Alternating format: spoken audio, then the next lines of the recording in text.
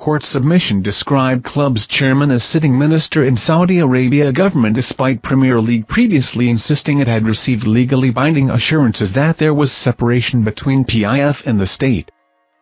There are growing calls on the Premier League to reassess the relationship of Newcastle United's owners to Saudi Arabia's government after Chairman Yasser Al-Rumayyan was named as a sitting minister of the Middle East state's government in a U.S. court brief. Amnesty International have said that the league will surely need to re-examine the assurances made about the non-involvement of the Saudi authorities in the Newcastle deal after the Public Investment Fund, which bought 80% of the St. James Park Club, said it was a sovereign instrumentality of the Kingdom of Saudi Arabia in the case between their Live Golf organization and the PGA Tour. The Premier League are refusing to comment on the court submissions, but several clubs, who opposed the takeover from the outset, are understood to have raised concerns.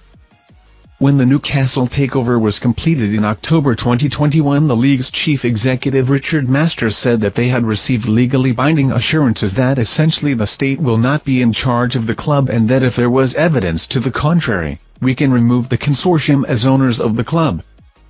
Human rights groups have called the purchase of the club an act of sports washing since the beginning, and the latest developments will bring a fresh wave of scrutiny on a club that is, it was always stretching credulity to breaking point to imagine that the Saudi state wasn't directing the buyout of Newcastle with the ultimate aim of using the club as a component in its wider sports washing efforts, Peter Frankenthal, Amnesty UK's Economic Affairs Director, said.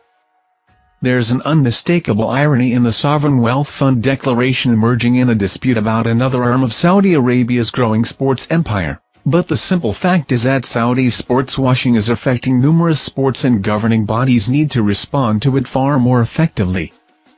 The Premier League will surely need to re-examine the assurances made about the non-involvement of the Saudi authorities in the Newcastle deal, not least as there's still a Qatari bid for Manchester United currently on the table.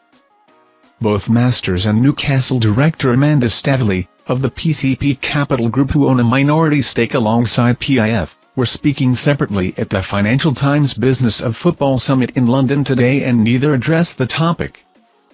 Staveley did, however, say that Newcastle's consortium of owners are looking to expand their portfolio of football clubs, and said that the club has needed to act prudently not to breach financial fair play rules. We're looking at everything in terms of how we grow Newcastle and our brand, she told the event. The opportunity to buy players early in the cycle is critical to our growth. We're very focused on young players, so obviously we have looked at multi-club.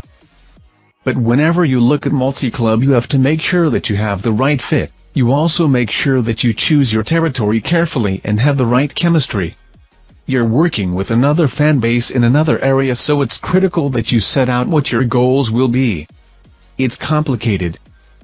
Staveley added, we're also looking at another structure which would allow us to do maybe both by controlling and minority stakes, maybe something that would give us more opportunity to work with a lot more clubs.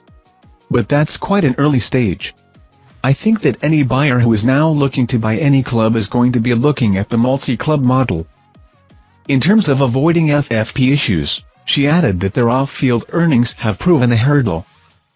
We are doing everything we can to grow our commercial revenue with regards to financial fair play, Staveley said. We inherited very difficult contracts with the likes of FUN88 main shirt sponsor, which were very much one way. We were limited as to how we could drive commercial revenues. Thank you for watching our videos. Subscribe to our channel to get notifications when we post newest videos. Thank you and goodbye.